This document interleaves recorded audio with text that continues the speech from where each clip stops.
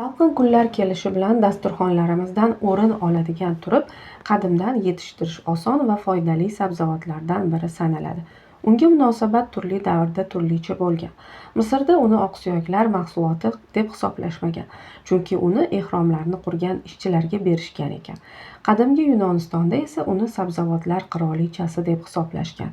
Turib chindan ham e'tiborga arziydigan sabzavot ekanligi tasdiqlandi. Hozirgi kunda u butun Yevropa va Osiyoda yetishtiriladi va hamma yoqda uni foydali xususiyatlari uchun qadrlashadi. Turubning ko'plab navlari ma'lum. Oq turub achchiq bo'ladi, qorasi ham achchiq, lekin xalq tabobatida keng ishlatiladi.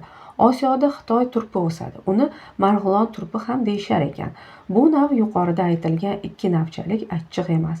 Yapon turpi daikon tashqi ko'rinishi bilan qarindoshlaridan uzunchoqligi va oq rangli ancha yirik ildiz mevasi bilan farq qiladi. Turupning achchiq navlaridan qishki salat tayyorlash. Qirg'ichdan chiqarib, ta'bga ko'ra tuz, o'simlik moyi, ayniqsa rafinadlanmagan moy bo'lgani ma'qul, qo'shish va dasturxonga qora javdar non bilan tortish tavsiya qilinar ekan. Bunday vitaminli salat organizmning umumiy tonusini oshiradi, virus va shamollashga qarshi turishga yordam beradi. Turupni go'sht bilan dimlash, marinadlash mumkin.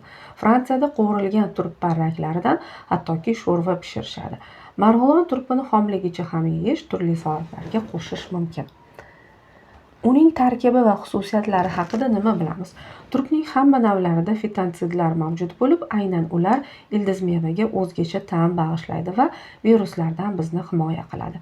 Ta'mi qanchalik o'tkir bo'lsa, ildiz mevadagi fitotsidlar ham shunchalik ko'p bo'ladi. Shuning uchun achchiq turpni yeyish foydaliroq ekan. Gripp epidemiyasi boshlanayotganda ham, yilning sovuq faslida ham organizmning hayotiy quvvatini ushlab turish uchun. Turib uzoq davom etgan bronxit, quruq yo'talda yordam beradi. Buning uchun qora turib topish. Bozorlarda ana shunaqa turib sotiladi. Ildiz mevaning uchini kesib, o'rtasini chuqur 5 sm-cha va ancha keng qilib o'yish kerak. Shu o'yiqqa asal solinsa, ertasiga sharbat tayyor bo'ladi.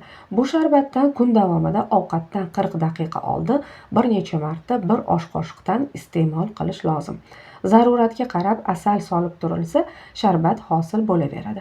Sharbat yetarli bo'lishi uchun bir nechta ildiz meva sotib olib, hammasiga bir vaqtda asal solib qo'ysa ham bo'ladi. Bunday davolanishda yo'tal 2 kunda yumshaydi, ammo kasallik tezroq o'tishi uchun sharbat iste'molini davom ettirish zarur. Bunday usulda olingan turp sharbati safro haydash xususiyatiga ham ega. Ayollar organizmiga qanday ta'sir ko'rsatadi? Turp sharbati ayollar salomatligiga foydali ekan, xususan hayz siklini tartibga solish uchun. Hayz qoni kam bo'lganda sabzi va turp sharbati yordam beradi. 300 gram sabzi sharbatini 2 choy qoshiq turp sharbati bilan aralashtirib iste'mol qilish kerak. Qabziyatda ham yordam beradi. Bu esa ayollar go'zalligini saqlashda juda muhim.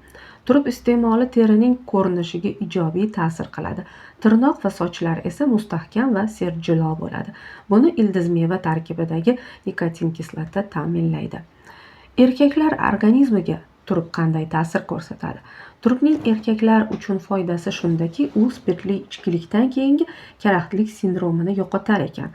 Karaxtlik belgilari ketishi uchun ertalab turpli salat yeyish kifoya emish. Turpdan tayyorlangan sharbat kesilgan joylarning tez bitishiga yordam beradi.